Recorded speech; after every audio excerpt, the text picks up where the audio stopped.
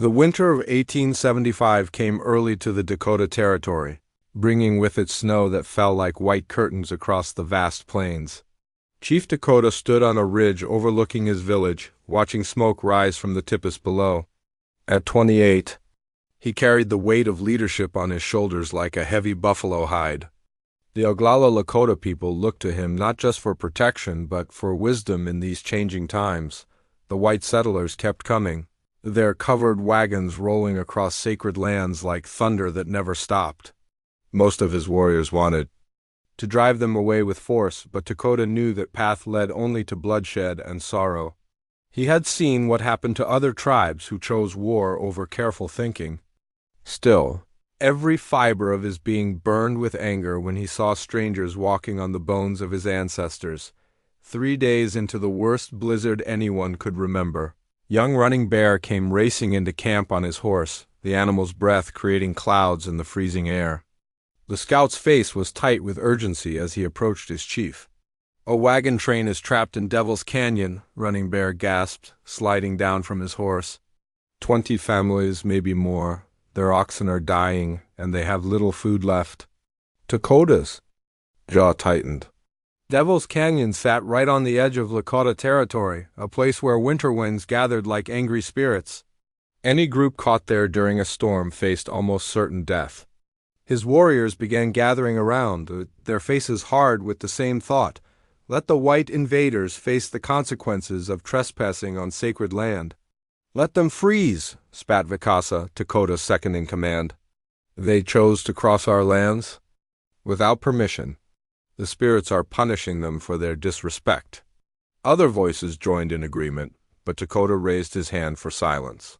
He closed his eyes and listened to something deeper than anger, the voice of his grandfather, who had taught him that true strength sometimes meant choosing the harder path.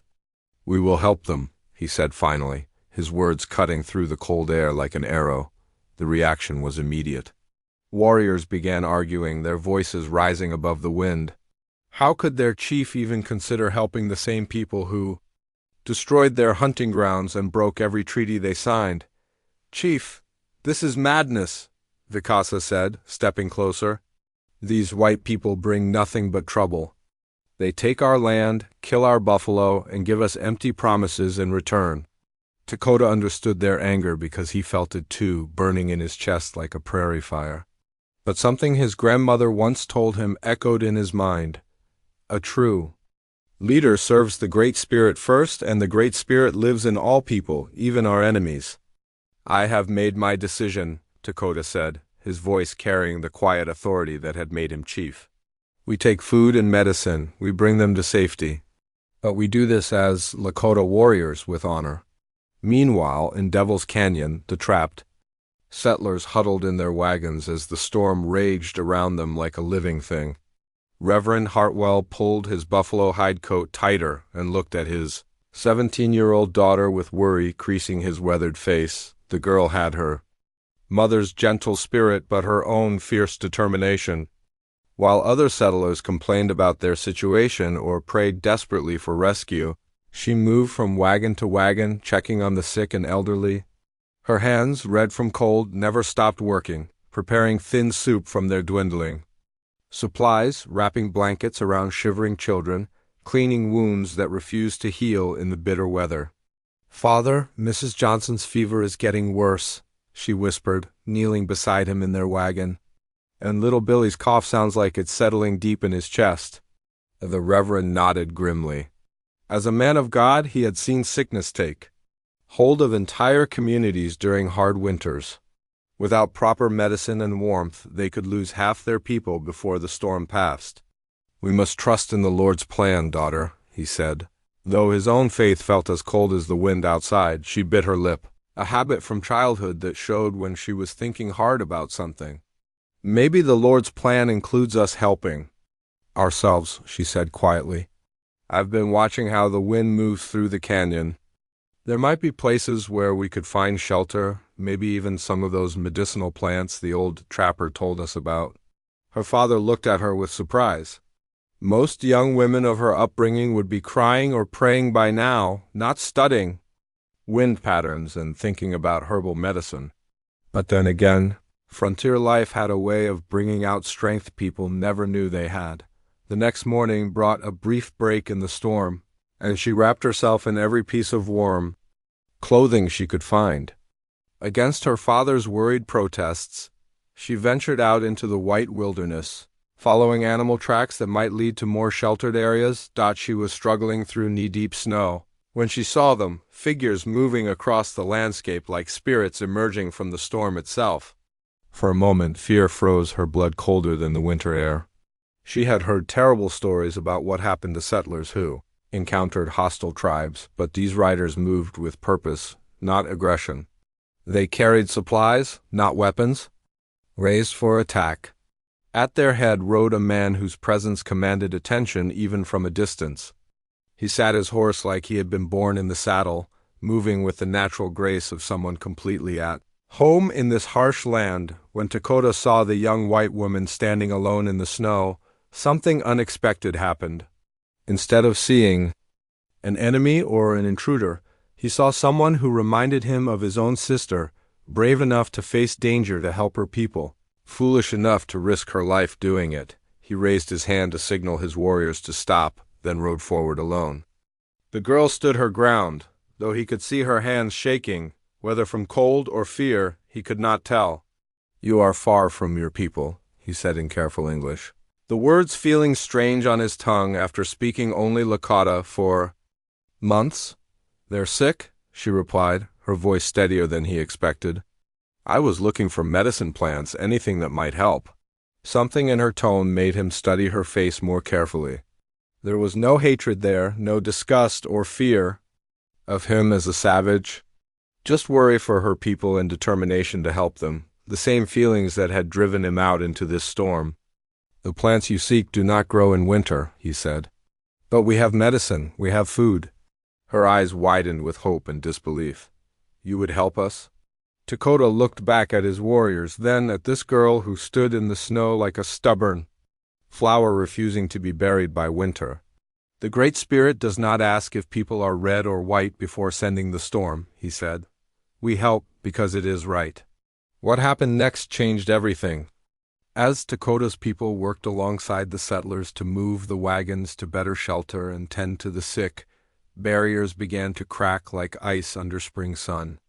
The Lakota women, initially suspicious, found themselves impressed by the young white woman's genuine desire to learn their healing methods. Old Winona, the tribe's medicine woman, watched the reverend's daughter grinding herbs with patient precision, following instructions given in a mixture of broken English and hand gestures. "This one has the gift," she whispered to Lakota in their own language. "Her spirit seeks to heal, not to harm." For 3 days, both groups worked together against their common enemy, the brutal winter that cared nothing for the color of skin or the politics of men. The young woman proved herself again and again, staying awake through long nights to tend fevered children, sharing her own family's precious supplies without being asked, learning Lakota words for medicinal plants with the eager attention of a dedicated student. On the final night before the storm broke, she sat beside her father's bedside as he fought his own battle with pneumonia. Her shoulders shook with exhaustion and worry, but she refused to leave his side. Lakota found her there as he made his evening rounds, checking on all the sick regardless of their race. Without saying a word, he sat down across from her and began preparing a special tea from herbs that grew only in secret places known to his people. "This will help him breathe easier," he said softly, handing her the warm cup. Their fingers touched for just a moment as she took it, and both felt something spark between them like lightning before a summer storm. "Thank you," she whispered, her voice thick with gratitude and exhaustion. "I don't even know your name." "I am called Lakota," he said. "It means friend to everyone in my language." She almost smiled at that, despite her worry. "Friend to everyone? That explains why you helped us when your people wanted you to leave us to die. What explains why you came out into a blizzard looking for medicine for people who are not your family?" He asked, genuine curiosity in his dark eyes. She was quiet for a long moment, watching her father's labored breathing. "I suppose I believe that when people are suffering, the only thing that matters is stopping that suffering. Everything else is just ... dies. Those words hit Dakota like an arrow to the heart. Here was someone who understood what he had been trying to tell his own people, that humanity mattered, more than the lines men drew between tribes and nations. As her father drank the healing tea and his breathing slowly grew easier, she looked up at Dakota with tears of relief in her eyes. In that moment, sitting in the flickering light of the wagon's small lamp while spring arrived like a shy child peeking around winter's heavy coat, bringing with it the sweet smell of new grass and the sound of running water as snow melted into streams. The settler wagon train had made camp in a valley 3 miles from the Lakota village, close enough for both groups to keep an eye on each other, far enough to maintain the careful peace they had built during that terrible winter storm. The settlers needed time to repair their damaged wagons and rest their animals before continuing west. What should have been a few days stretched into weeks as broken axles proved harder to fix than expected and sick oxen recovered slowly from their winter ordeal. The extended stay made everyone nervous, settlers worried about wearing out their welcome, while some Lakota warriors grumbled about strangers lingering too long on their land. But for Dakota, each extra day felt like a gift from the spirits, though he couldn't admit that to anyone, not even himself. As chief, he had good reasons to visit the settler camp regularly. He needed to make sure the peace treaty terms were being followed, that no one was hunting buffalo without permission, that the white families weren't straying too far from their designated camping area. These were important duties that any responsible leader would take seriously. At least, that's what he told his warriors when they questioned why their chief spent so much time checking on people who would soon disappear over the horizon forever. The truth was more complicated and more dangerous than anyone realized. Every time Dakota rode toward the settler camp, his heart beat faster like a drum calling warriors to battle. But this wasn't war, it was something far more terrifying.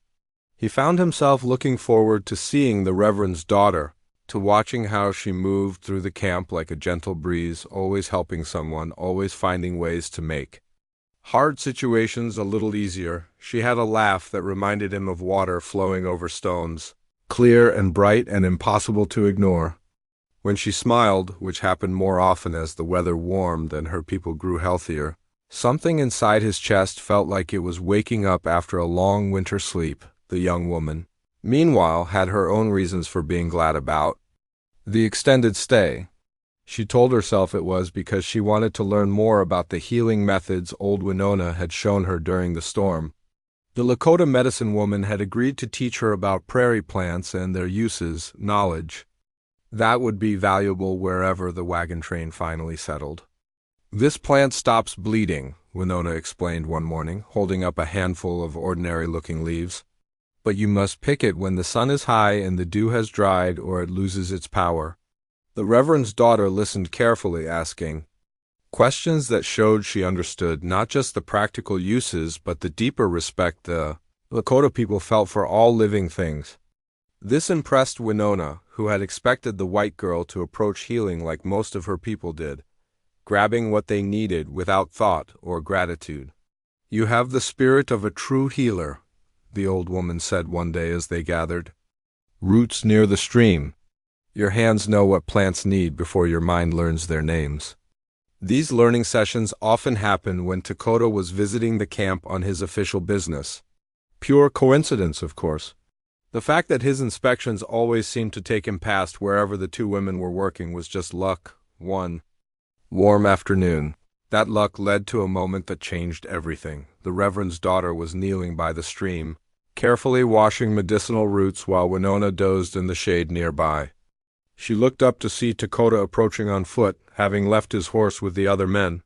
Something in his walk was different, less formal, more like the person she had glimpsed during those long nights caring for the sick, the old grandmother. "Teaches you well," he said, settling down on a flat rock near the water's edge. "She's very patient with someone who knows so little," the young woman replied, not looking up from her work. But she was very aware of how close he was sitting, close enough that she could smell the sage smoke that always seemed to cling to his clothes. "Knowledge is like this stream," Dakota said, watching the water flow past. "It must move to stay. Clean and useful. Winona shares what she knows because keeping it locked away would make it stagnant. She finally looked up at him then, struck by the poetry in his words. Is that why you decided to help us? To keep the knowledge of kindness flowing? Dakota was quiet for a long moment, picking up a smooth stone and turning it over in his hands. I helped because leaving people to die in a storm would have poisoned something inside me. But staying to know you... He stopped, as if surprised by his own honesty. Staying to know me what? She asked so softly. He looked at her then, really looked, and she saw something in his dark eyes that made her breath catch in her throat. Staying. To know you has taught me that some things are worth more than keeping peace with everyone. The words hung in the air between them like morning mist, beautiful and fragile and impossible to hold on to. They both knew he was talking about more than friendship between their peoples. That evening, as the sun painted the sky in shades of red and gold, something happened that tested everyone's commitment to peaceful coexistence. One of the younger settlers, a hot-headed man named Peterson, who had never approved of accepting help from savages, had been drinking whiskey and working himself into a rage about their situation. In his drunken anger, he decided that the Lakota were keeping them here on purpose, probably planning to rob them or worse, armed with a rifle and liquid courage. Peterson stumbled toward the area where the Lakota had set up a temporary camp to watch over their guests. He was muttering curses and threats when he came across something that stopped him. Cold, fresh graves marked with traditional Lakota symbols. These were the resting places of 2 warriors who had died in a hunting accident. The previous week, men who had helped rescue the settlers during the winter storm. The graves were decorated with precious items and surrounded by prayer flags that fluttered in the evening breeze. But Peterson, in his ignorance and anger, saw only heathen nonsense cluttering up good land. Before anyone could stop him, he began tearing down the prayer flags and kicking over the carefully arranged stones. The sound of his destruction carried on the wind to both camps. When the Lakota warriors arrived and saw what he had done, their fury was like a thunderstorm ready to break. These were sacred burial sites, and defiling them was an insult so deep it demanded blood payment. Several young braves reached for their weapons, ready to teach this fool the price of disrespecting the dead. But before violence could erupt, the Reverend's daughter came running from the settler camp, having heard the commotion. She took one look at the destroyed gravesite and understood immediately what had happened. "Stop!" she shouted, stepping between Peterson and the advancing Lakota warriors. "Please let me fix this." "Get out of the way, girl," Peterson snarled, waving his rifle unsteadily. "These heathens need to learn their place." What happened next shocked everyone present. The young woman, this gentle girl who had spent weeks learning about Lakota culture and customs, turned on Peterson with a fury that matched the warriors. "These heathens," she said, her voice cutting through the tension like a blade. "These people saved our lives. They shared their food when we were starving, their medicine when we were dying, their shelter when we were freezing. And this is how you repay that kindness? By destroying their holy places?" She began gathering up the scattered prayer flags, handling them with the same reverence she had seen Winona show to sacred objects. "These graves belong to men who risked their lives to help us. They died as heroes, and they deserve to rest in peace with honor." Peterson, sobering quickly in the face of her anger and the circle of armed warriors, began to back away. "You've gone native," he accused. "Spending too much time with these people has corrupted your Christian soul." "Learning to respect other people's beliefs doesn't corrupt anything," she shot back. "It makes you more human, not less." Dakota watched this scene unfold with amazement and something deeper, pride. Here was this young white woman, risking her own people's anger to defend Lakota customs she barely understood, simply because she knew it was right. When she finished restoring the grave markers as best she could, she turned to the Lakota warriors and spoke in their own language using words Winona had taught her. "I am sorry," she said haltingly. "This man does not speak for all of us. Please forgive his ignorance." The warriors looked to Dakota, waiting for his decision. By rights, Peterson's crime deserved severe punishment. But seeing this young woman's genuine remorse and respect for their ways, Lakota made a choice that surprised everyone. "The sacred places have been restored by hands that understand their meaning," he said in English, making sure Peterson could understand every word. "But this man must leave our territory tomorrow and never return. His presence brings bad medicine to both our peoples." It was a fair judgment that satisfied Lakota honor while avoiding bloodshed. But more importantly, it showed everyone present that Lakota valued the young woman's opinion and trusted her understanding of right and wrong. That night, as both camps settled uneasily to sleep, Lakota found himself walking along the stream under stars that seemed unusually bright. The summer heat pressed down on the Lakota territory like a heavy blanket, making tempers run as hot as the afternoon sun. What had begun as secret glances and stolen conversations between Lakota and the Reverend's daughter had grown into something that could no longer be hidden behind the excuse of cultural exchange and diplomatic visits. Love has a way of changing how people move through the world. It puts light in their eyes and springs in their steps that others notice, even when the lovers think they're being careful. Lakota found himself humming old songs while he worked. Songs his grandmother had sung about hearts that soared like eagles. The Reverend's daughter seemed to glow from within, her laughter coming easier and her smile brighter than anyone had seen since the difficult winter months. But love also makes people careless, and carelessness in forbidden relationships always leads to discovery. Lakota had been watching his chief with growing concern for weeks. As Lakota's second-in-command and closest friend since childhood, he knew every expression that crossed his leader's face, every change in his voice when he spoke about different topics.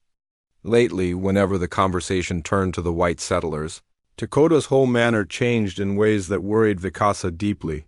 The breaking point came on a sweltering afternoon when Lakota decided to follow Lakota on one of his increasingly frequent visits to check on the settler camp. What he saw there made his blood run cold. Hidden in a grove of cottonwood trees by the stream, Lakota and the white girl sat close together, their hands intertwined like vines growing toward the same sun. They were speaking in low voices, switching between English and the Lakota words she had learned, their conversation punctuated by soft laughter that carried on the still air. When Lakota reached up to brush a strand of hair from her face with a gentleness Lakota had never seen from his war chief, the truth hit like an arrow to the heart. This wasn't friendship or even attraction that could be controlled. This was deep, dangerous love that threatened everything their people stood for. Lakota watched in horror as they kissed with the passion of people who had been denying their feelings too long. When they finally broke apart, the young woman rested her head against Lakota's shoulder like she belonged there, like this was the most natural thing in the world. But nothing about this was natural, at least not in the world they lived in. That evening, Lakota requested a private meeting with the tribal council. The 5 elderly chiefs who advised Lakota on important matters gathered in the sacred lodge as the sun painted the western sky blood red. Lakota's hands shook as he prepared to betray his oldest friend for the good of their people. "I bring disturbing news about our chief," he began, his voice heavy with the weight of what he was about to reveal. "Lakota has formed an improper attachment to the white minister's daughter. I have seen them together in ways that go far beyond the bounds of diplomacy or friendship." The silence that followed was deafening. Chief Matua, the eldest among them, closed his eyes as if the news caused him physical pain. At 70 winters, he had seen their people survive wars, diseases, and broken treaties. But this threat came from within, making it more dangerous than any external enemy. "Are you certain of what you saw?" asked Chief Stans Tall, though his grim expression suggested he already believed the worst. "I saw them embrace as lovers do," Lakota replied, each word feeling like stones in his mouth. "I heard them make promises to each other in both our language and theirs. Chief Lakota has forgotten his duty to our people in favor of his feelings for this white woman." Chief Matu opened his ancient eyes and stared into the fire that burned in the center of the lodge. "In the old days, when our nation was strong and our enemies feared us, such a betrayal would mean death or exile without question. But these are not the old days, and Lakota is not just any warrior. He is the leader who has kept us alive when other tribes have been destroyed. Which is exactly why this is so dangerous, interrupted Chief Gray Wolf, his voice sharp with anger. Lakota's strength comes from his people's trust. If they believe he values a white woman more than their welfare, that trust will crumble like dry leaves. And without trust, what is a chief but a man talking to himself? The debate that followed lasted long into the night. Some argued for immediate action, confronting Lakota and demanding he end the relationship or face the consequences. Others suggested a more subtle approach, perhaps arranging for the settlers to be encouraged to move on quickly before the situation got worse.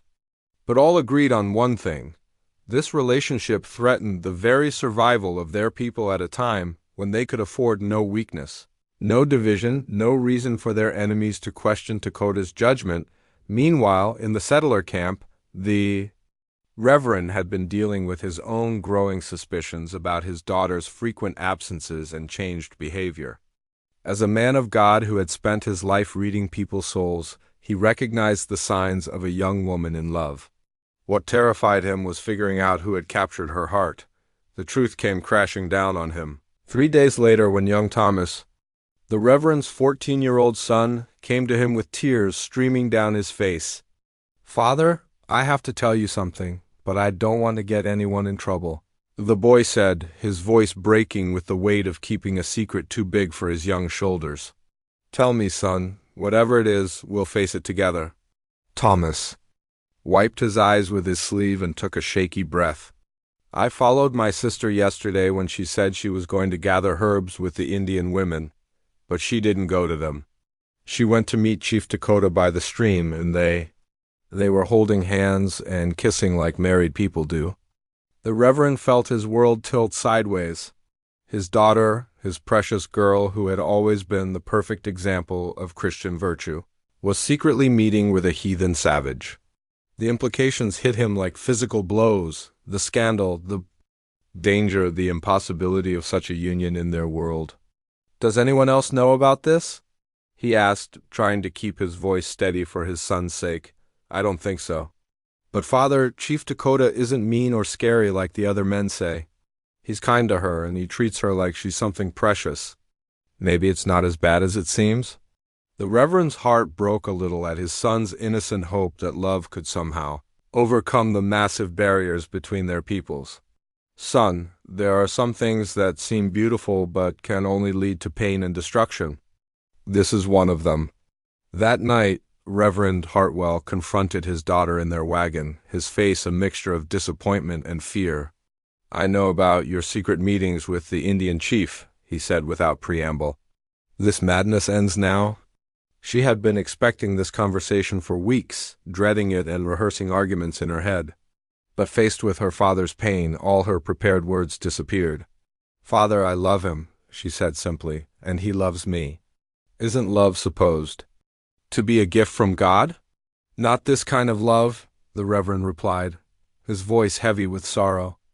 "This love goes against everything we believe, everything our society accepts.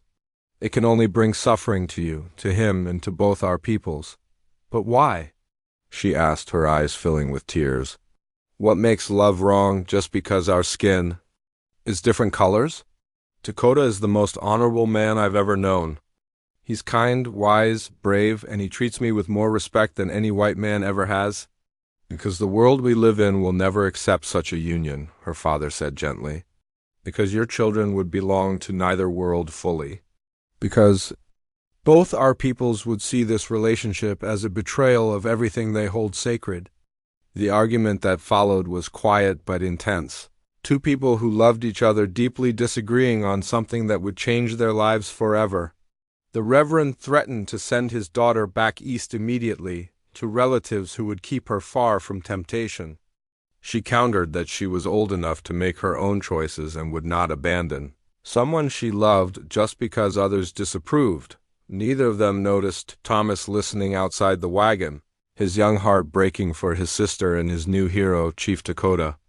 The crisis exploded into the open 2 days later when a group of drunken settlers, led by Peterson's friends who had stayed behind when he was banished, decided to take revenge for what they saw as Lakota arrogance in forcing their companion to leave. They attacked a small hunting party that included 2 of Dakota's nephews, young men barely old enough to be considered warriors. The attack was brutal and unprovoked. The Lakota hunters were returning to camp with deer meat to share with the white families, just as they had done for months. When the shooting stopped, both of Dakota's nephews lay dead by the stream where he and the Reverend's daughter had shared their first kiss. The sight of their blood staining the water red filled Dakota with a rage unlike anything he had ever experienced. The Lakota warriors who found the bodies immediately prepared for war. This was murder, plain and simple, and it demanded justice in the form of blood payment. The fact that the victims were Dakota's own family made the insult even more unbearable. But as Dakota stood over the bodies of the boys he had helped raise, boys who had looked up to him as both chief and uncle, another kind of pain cut through his anger. Several of his own people were looking at him. The morning sun rose like a red eye over the Dakota territory, casting long shadows across ground that had been watered with innocent blood. Dakota stood at the edge of his village, looking toward the settler camp where smoke from cooking fires drifted into the still air. In a few hours, leaders from both communities would gather to decide whether they would have peace or war. The choice seemed simple to his warriors. 2 young Lakota men had been murdered by white settlers. Honor demanded blood payment. The old ways called for swift revenge that would send a message to anyone who thought Lakota lives were worth nothing. But Dakota knew the situation was far more complicated than his angry people understood. If he led them into battle now, the U.S. Army would come with rifles and cannons, and his entire tribe would be wiped out or forced onto reservations where they would slowly starve. The smart choice was to demand justice through the white man's courts. Even though everyone knew those courts rarely gave justice to Indians, the hardest part was knowing that his own people suspected his judgment was clouded by love for a white woman. Every time he suggested negotiation instead of war, he could see doubt in their eyes. How could they trust a chief whose heart belonged to their enemies? 3 hours before the meeting, Vikasa came to Dakota's lodge with news that made the chief's stomach turn to stone. The tribal council has made a decision about your relationship with the white woman, Vikasa said, his voice heavy with regret. They will give you a choice, but it must be made publicly, in front of both our people and the settlers. Dakota had been expecting this moment since Vikasa's revelation to the council, but that didn't make it any easier to hear. What choice? Renounce your love for her completely and publicly promise never to see her again, or step down as chief, and accept exile from the tribe, Vikasa replied, each word cutting like a knife. They believe your attachment to her has weakened your ability to lead and put all of us in danger. The 2 men sat in silence for a long moment. They had been friends since childhood, had hunted together, fought side by side, shared dreams of keeping their people safe in a changing world. Now those same dreams were forcing them onto opposite sides of an impossible situation. What would you do, old friend? Dakota asked quietly. Vikasa looked into the fire burning in the center of the lodge, his face showing the pain of a man being torn in 2. I would choose my people, he said finally, but I am not in love with her. I don't see the future you see when you look into her eyes. Maybe that makes me wiser, or maybe it just makes me a coward who's afraid to believe in something bigger than old hatreds. Meanwhile, in the settler camp, Reverend Hartwell was having his own crisis of conscience. After learning about his daughter's forbidden love affair, he had made arrangements that would solve the problem permanently. A letter had been sent to his brother in Oregon, requesting immediate help in finding his daughter a suitable husband. Among the Christian families there, more than that, he had already spoken to the wagon train's captain about leaving the valley immediately after today's meeting, regardless of whether their repairs were completely finished. Every day they stayed increased the danger of his daughter doing something that would ruin her life forever. But looking at his daughter now, as she sat quietly mending clothes with tears streaming down her face, the Reverend wondered if he was about to destroy the one thing that had brought light back into her eyes after her mother's death 2 years ago. Father, she said without looking up from her sewing, If the situation were different, if there was no danger to either of our peoples, would you still forbid me to love him? The question hit the Reverend like a physical blow because he knew the honest answer, and it shamed him. I don't know, he admitted. I wish I could say it was only about protecting you and our people, but I fear some of my objection comes from pride and prejudice that I'm not proud of. She looked up at him then, her eyes red from crying, but still holding a spark of the determination that had helped her survive frontier life. Then let me ask you this. Would you rather see me married to a good man who happens to be Lakota, or to a white man who treats me poorly but looks acceptable to our neighbors? Before the Reverend could answer, young Thomas burst into their wagon with news that made both their hearts stop. The Indian Council is making Chief Dakota choose between being their leader and being with you, the boy said breathlessly. One of their warriors told me when I was getting water from the stream. They're going to make him decide in front of everyone at the big meeting. The Reverend's daughter went pale as death. She understood immediately what this meant. Dakota had spent his entire life preparing to lead his people. His identity, his purpose, his very soul was tied up in being their chief. Asking him to choose between her and that responsibility was like asking him to choose between love and breathing. I have to stop this, she whispered, standing up so quickly that her sewing basket spilled across the wagon floor. Stop what? Her father asked, though he feared he already knew. I have to end this before he's forced to make that choice. I won't let him destroy everything he's worked for because of me. What followed was the hardest conversation of three. People's lives. The Reverend, despite his own reservations about his daughter's relationship, found himself arguing against the very thing he had been trying to accomplish for weeks. If you love him, he said gently, shouldn't you let him make his own choice about what matters most to him? If I love him, she replied, wiping tears from her cheeks, then I should protect him from having to make a choice that will haunt him for the rest of his life. No matter what he chooses today, part of him will always wonder if he made the right decision. I can spare him that pain by making the choice for both of us. Thomas, wise beyond his 14 years, spoke up quietly. But what if he would rather give up being chief than give up loving you? Don't you think he deserves to decide that for himself? The question hung in the air like smoke from a dying fire. Outside, people from both camps were already gathering for the meeting that would determine everyone's fate. 2 hours later, representatives from both communities assembled in the space between the two camps. The setup looked like a court trial, with the Lakota Council sitting on one side and the settler leaders on the other. Dakota stood in the middle, looking every inch the chief he had been born to be, while the Reverend's daughter sat with her family among the other white families. Chief Matu rose first, his ancient voice carrying clearly across the gathered crowd. We are here to settle two matters, he announced.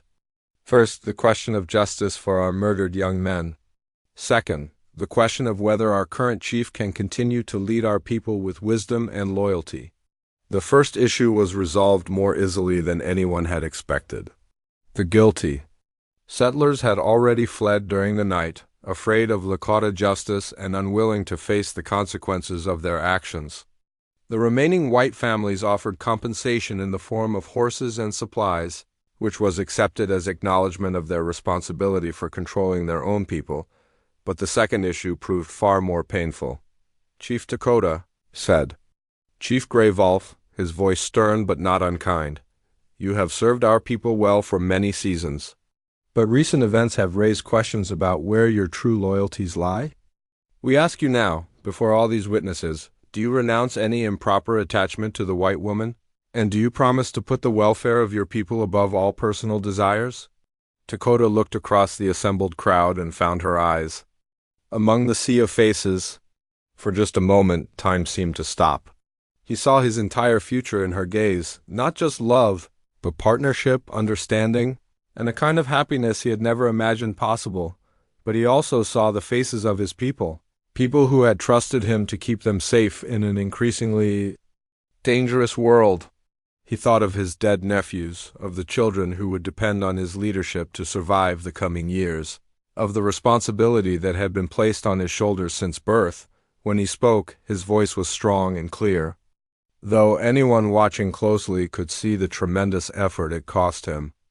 I, Dakota, chief of the Oglala Lakota, do solemnly promise that I will put the welfare of my people above all personal desires. He said, the words feeling like stones in his throat. I renounce any attachment that might compromise my ability to lead with wisdom and strength. He did not look at her as he spoke, knowing that if he saw the pain in her eyes, his resolve would crumble like sand in the wind, but she was looking at him, memorizing every line of his face, every detail of his bearing, storing up these last moments like a woman facing a long winter.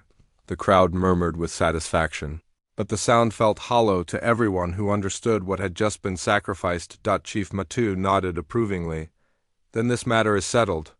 Chief Dakota remains our leader, and we will speak no more of divided loyalties.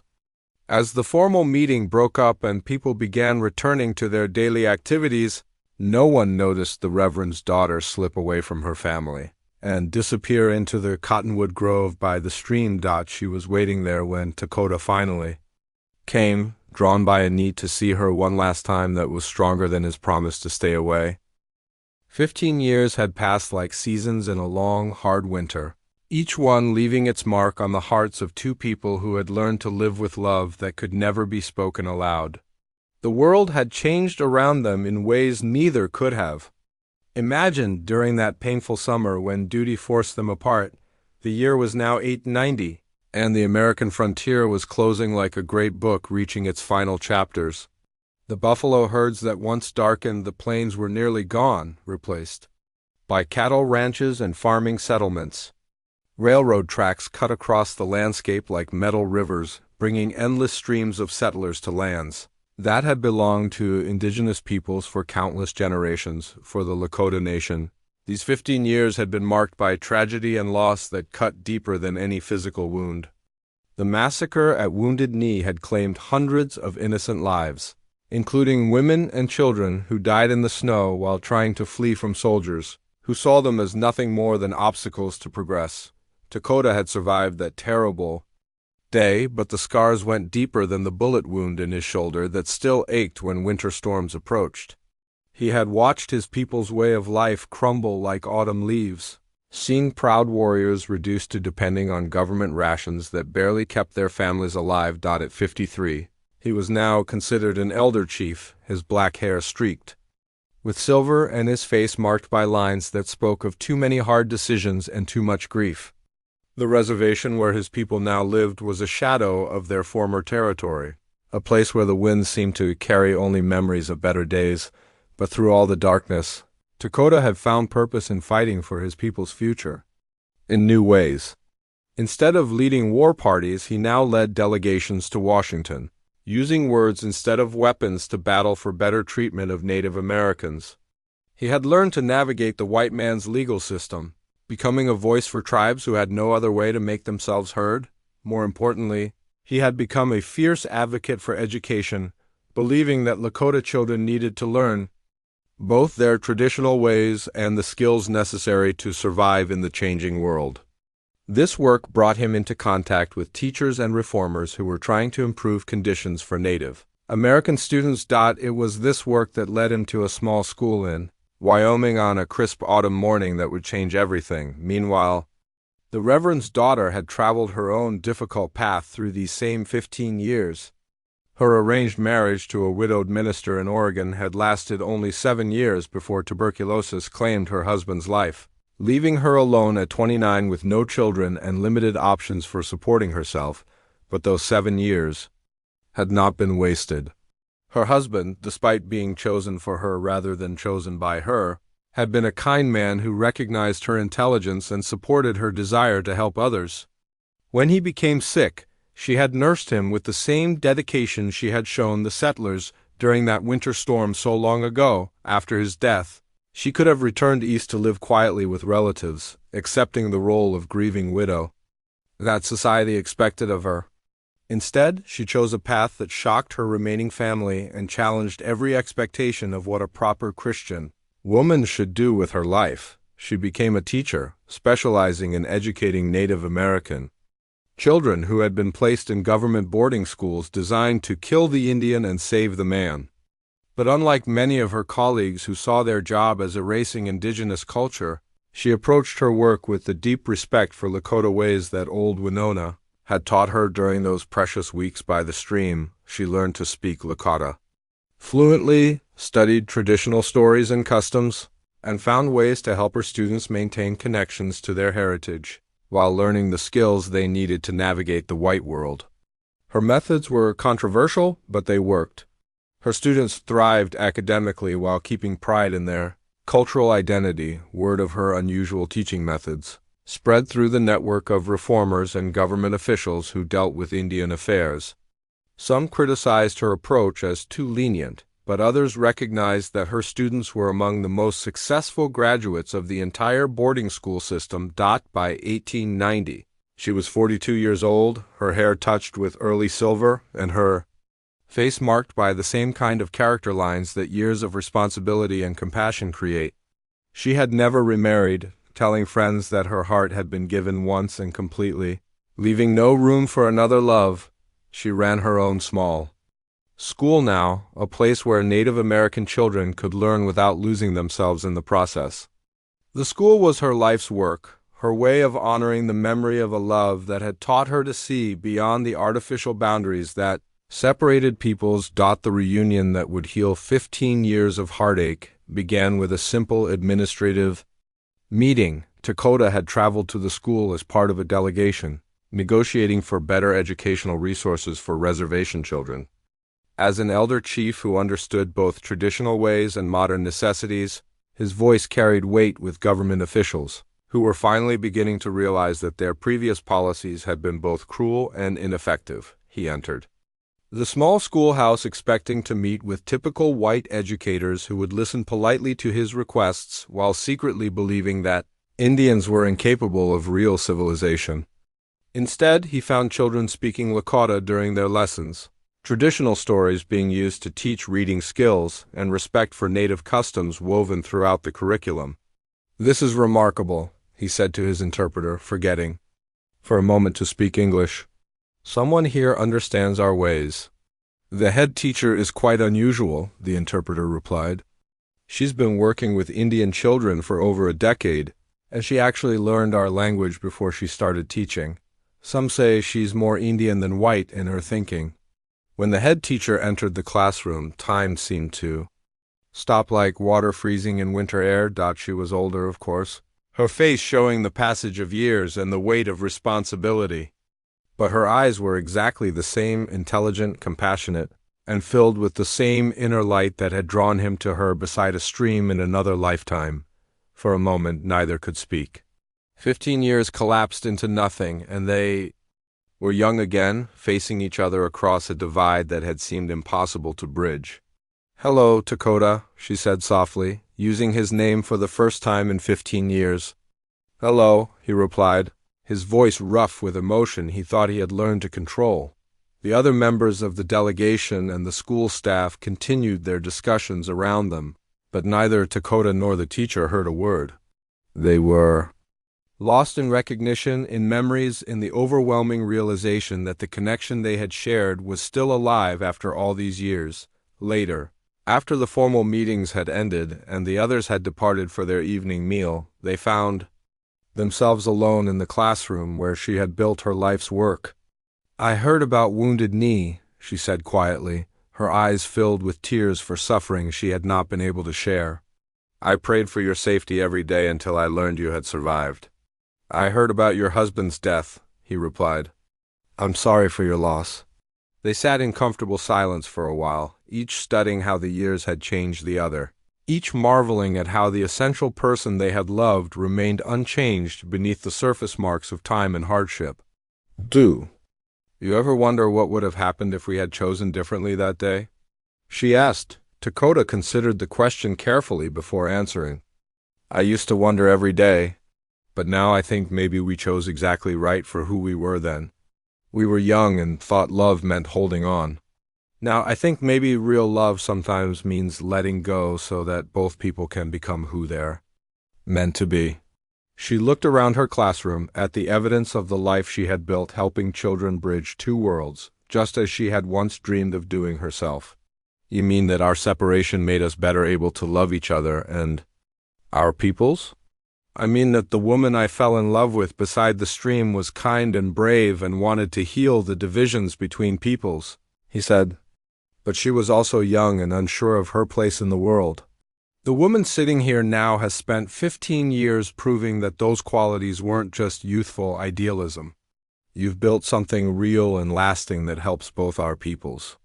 And, the man I loved was a leader who put his people's welfare above his own happiness, she replied.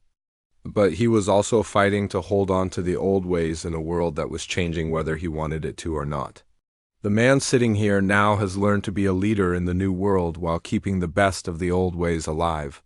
As the evening stars appeared outside the schoolhouse windows, they began to talk about the possibility that had seemed impossible 15 years ago, that maybe, finally, their love could exist in the world. The times had changed. Her work with Native American children had earned her respect among reformers and government officials who appreciated her results, even if they didn't always understand her methods. His reputation as a wise leader who could work within the American system while maintaining his people's dignity had made him a bridge between two worlds.